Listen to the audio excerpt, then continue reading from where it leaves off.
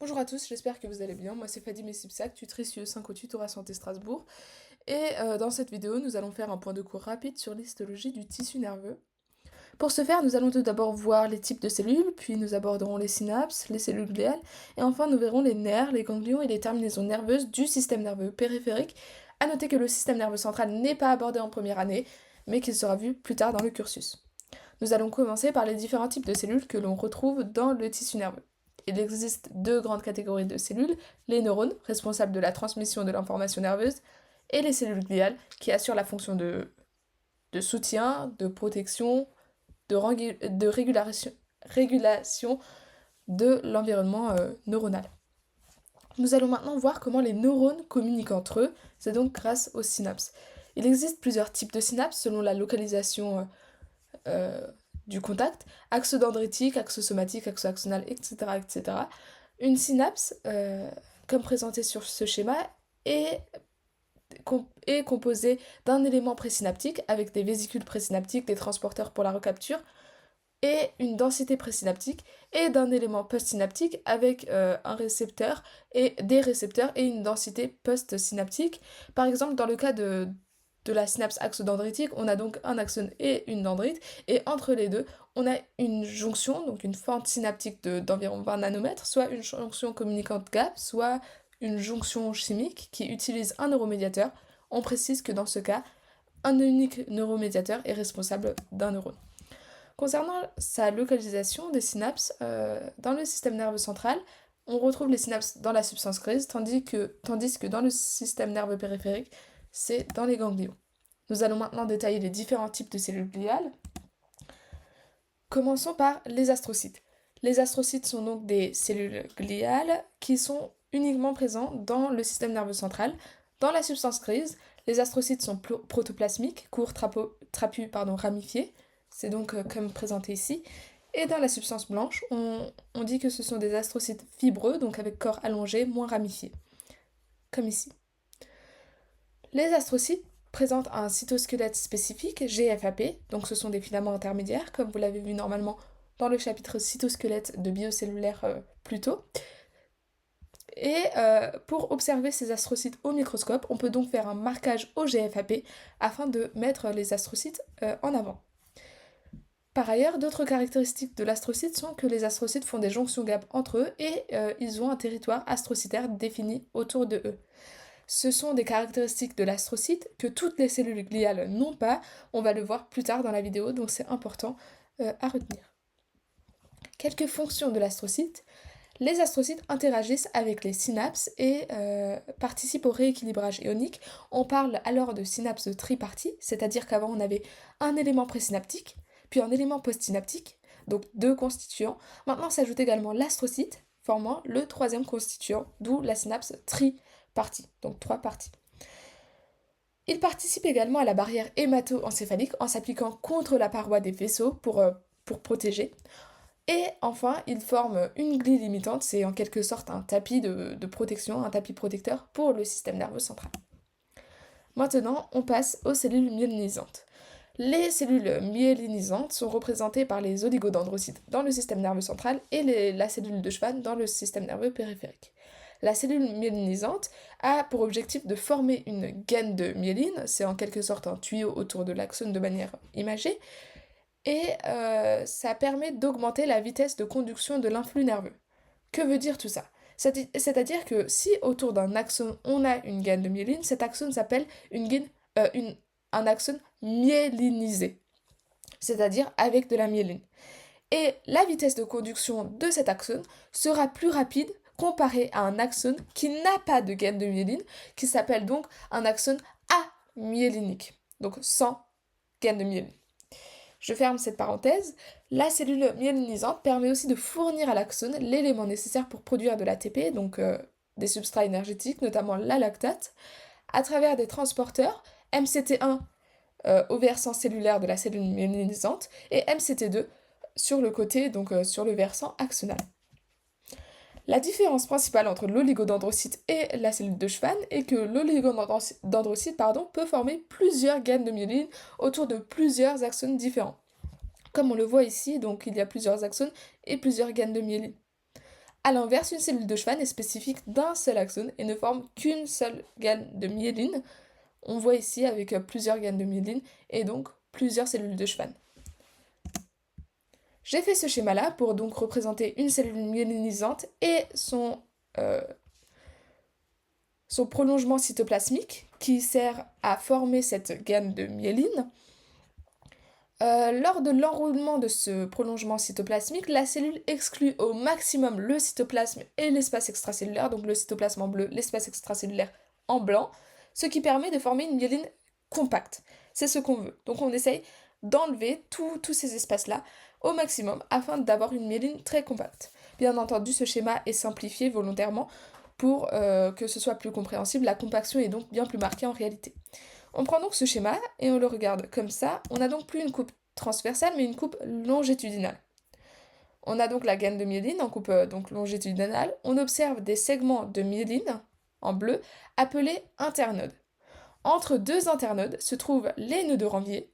Il est important de retenir que les internodes sont formés au centre de myéline compacte, comme on l'a vu avant, et au contact des nœuds de Ranvier, donc au côté, on a les régions paranodales, donc de la myéline non compacte. Ce système, alliant internode et nœud de Ranvier, permet une conduction saltatoire, et la conduction saltatoire, comme dit avant, est plus rapide. La conduction saltatoire est observée donc dans le cas où il y a des gaines de myéline. Je reprends ce schéma et on remarque que donc le prolongement cytoplasmique a une membrane logiquement cytoplasmique et cette membrane cytoplasmique est composée de deux feuillets, le feuillet externe et le feuillet interne.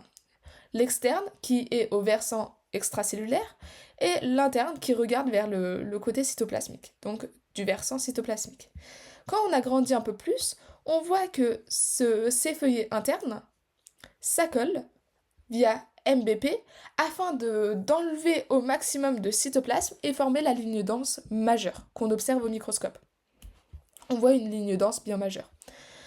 Alors que les feuillets externes s'accolent via PLP dans le système nerveux central ou P0 dans le système nerveux périphérique, et donc ça permet d'éliminer au maximum d'espace extracellulaire et former une ligne dense mineure qu'on observe au microscope. C'est donc tout ce principe-là, MBP, PLP, P0, qui permettent la compaction de la gaine de myéline en enlevant le cytoplasme au maximum, en réduisant le cytoplasme au maximum et en réduisant cet espace extracellulaire. J'espère que je ne vous ai pas perdu et que tout est clair. On passe maintenant à la microglie. Les microglies ne constituent pas un type unique de cellules, c'est-à-dire qu'on peut en trouver dans différents types, dans des localisations différentes. Elles appartiennent à la famille des macrophages et dérivent de l'extrémité du tube neural. C'est normalement une notion que vous avez vue un peu en embryologie. Les microglies sont reconnaissables grâce à leur bordure crépue et grâce à une imprégnation argentique. Je vais vous mettre une coupe histologique dans la prochaine slide, c'est-à-dire que l'imprégnation argentique permet de mettre en avant la microglie. Par contre, contrairement à l'astrocyte, il n'y a pas de jonction gap entre les cellules. Et le point commun, c'est qu'il y a quand même un territoire qui est maintenant microglial autour de la cellule. Et par ailleurs, on peut identifier les microglies à l'immunomarquage spécifique IBA1. J'ai dit avant que les microglies étaient de la famille des macrophages, donc tout naturellement, elles assurent la phagocytose de tout ce qui est inutile, un peu endommagé dans le système nerveux central, donc tout ce qui est débris cellulaires, etc., etc. Et elles produisent également des cytokines afin de participer à la réparation tissulaire en cas de réaction inflammatoire. Donc les microglies sont tout simplement les macrophages spécifiques du tissu nerveux. Et ici, on voit bien l'imprégnation argentique qui met en avant les microglies. On passe maintenant aux cellules épandymères. Les cellules épandymères forment un épithélium épandymère, ou l'épendyme, mais attention, c'est en quelque sorte un abus de langage. Ces cellules ne sont pas des cellules épithéliales.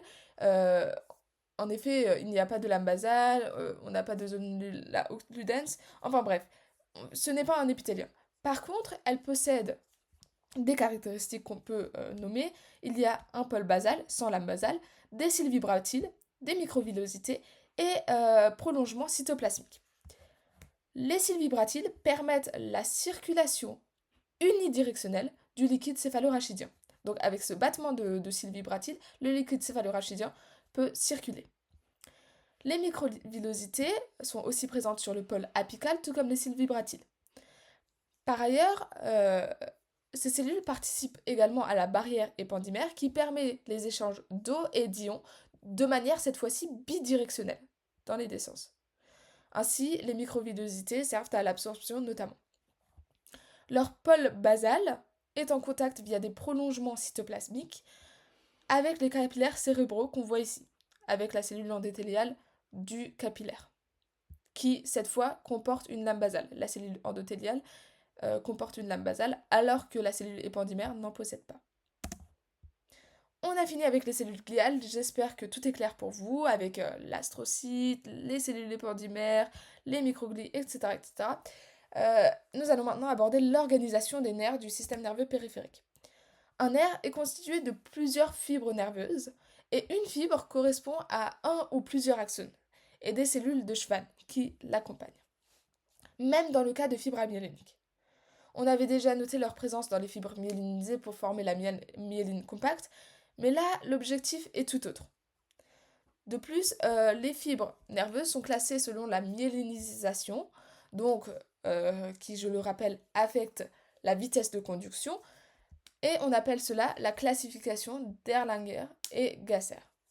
La vitesse de conduction est maximale pour les fibres de type A, puis diminue pour les fibres de type C. A noter que les fibres de type C sont amyéléniques, d'où la vitesse qui est minimale par rapport à A et B.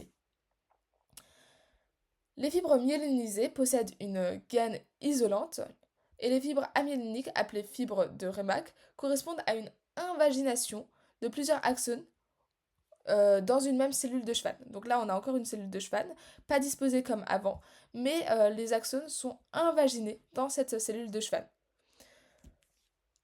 Donc il n'y a pas de véritable isolation comme avant. Ces logettes d'axones sont reliées à la surface de la cellule de Schwann par des mésaxones. Donc c'est un étroit canal qu'on appelle mésaxone. Donc la lame basale de la cellule, accompagnée des fibres de collagène et des fibres de réticuline, forme l'endonèvre. L'endonèvre, c'est donc ce que j'ai représenté en gris ici. C'est ce qui recouvre. Donc elle est constituée de la lame basale de la cellule et des fibres de collagène, des fibres de réticuline, etc. Voici un schéma un peu plus global montrant les trois enveloppes d'un nerf. L'endonèvre entoure chaque fibre nerveuse, comme on a vu avant.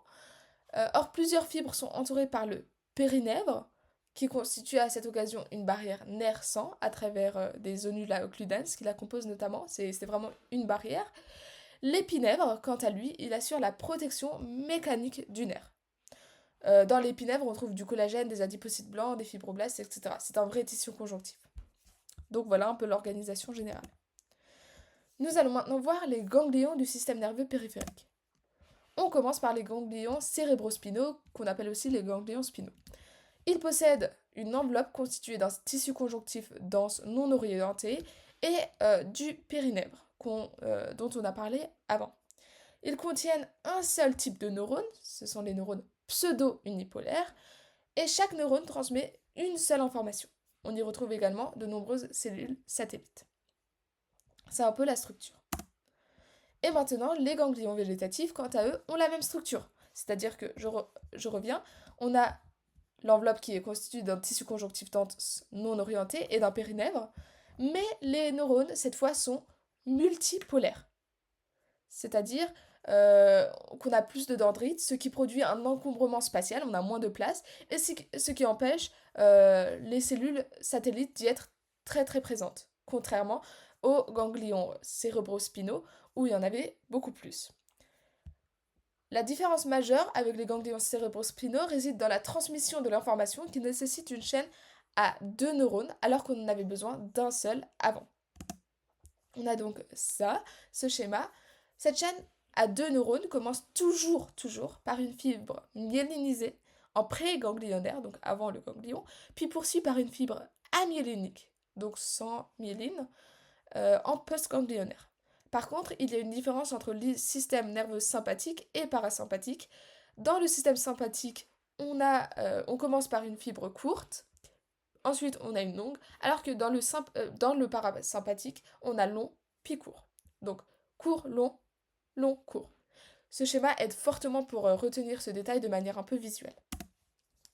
Cette diapositive récapitule un peu la partie sur les ganglions du système nerveux périphérique. Vous pouvez faire pause pour voir tout cela. Nous allons terminer par les terminaisons nerveuses du système nerveux périphérique. Les terminaisons efférentes transmettent l'information du système nerveux central vers l'organe effecteur. Donc, c'est-à-dire que, par exemple, le cerveau, il dit au muscle, bon, il faut que tu te contractes. C'est un signal, une terminaison efférente. Les terminaisons afférentes, quant à elles, transmettent l'information de la périphérie, donc de l'organe, vers le système nerveux central. C'est comme l'œil qui a une information visuelle, donc tout ce qu'on voit, et qui l'envoie au cerveau. C'est une information afférente. Commençons par l'innervation efférente. Dans l'innervation somatique, c'est-à-dire volontaire, la plaque motrice correspond à la jonction neuromusculaire.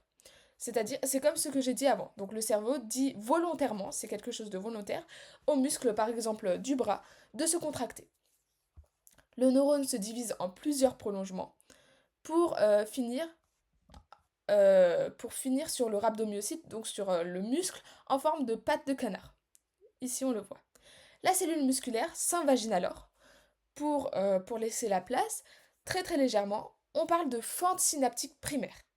Et cette fente synaptique primaire va former plusieurs petites invaginations. Donc on a d'abord une fente synaptique primaire et il y aura plusieurs petites invaginations secondaires. Donc on appelle cela des fentes synaptiques secondaires. La terminaison nerveuse est ensuite recouverte par une cellule de Schwann qui n'a pas de rôle de myélinisation ici, effectivement. Donc la cellule de Schwann, on peut la retrouver un peu partout, il faut bien s'en sortir. L'innervation végétative, donc involontaire, dans cette innervation, les fibres se terminent à proximité des cellules effectrices, on le voit sur ce schéma, avec des dilatations appelées varicosités. Mais il n'y a pas de contact, contrairement à l'innervation somatique. C'est-à-dire que les fibres passent à côté, mais ne sont pas en contact directement. Les varicosités, donc ces dilatations des fibres, permettent de créer des synapses en passant, qui, comme leur nom l'indique, sont à côté l'un de l'autre. On n'a à cette occasion pas besoin d'une cellule de Schwann, contrairement à l'innervation somatique. J'espère que tout est clair. Maintenant, on passe à l'innervation afférente. Les terminaisons afférentes peuvent être libres, comme dans l'épithélium cornéen, comme j'ai dit avant, l'œil envoie l'information au cerveau. En effet, il paraît primordial d'avoir donc des afférences dans la cornée, c'est logique. Et la fibre nerveuse circule entre les cellules épithéliales de la cornée, entourée par le cytoplasme ensuite de la cellule de Schwann, puis se dirige vers le ganglion, ici. Mais il y a également des afférences dans le muscle. Bon, c'est un peu contradictoire contrairement à ce qu'on dit avant, parce qu'on avait dit que le cerveau envoyait la commande au muscle pour qu'il se contracte. Donc pourquoi maintenant on a des fibres afférentes? Attendez bien, tout va devenir plus clair. On parle de fuseau neuromusculaire, c'est un organe sensoriel microscopique entouré de tissus conjonctifs, donc représenté ici. Il permet de renvoyer au système nerveux l'information sur l'étirement du muscle. C'est-à-dire que sinon, le muscle, il enverrait au muscle, le cerveau enverrait au muscle l'information de contraction, mais le cerveau n'a pas l'information en retour pour savoir s'il doit s'arrêter ou non.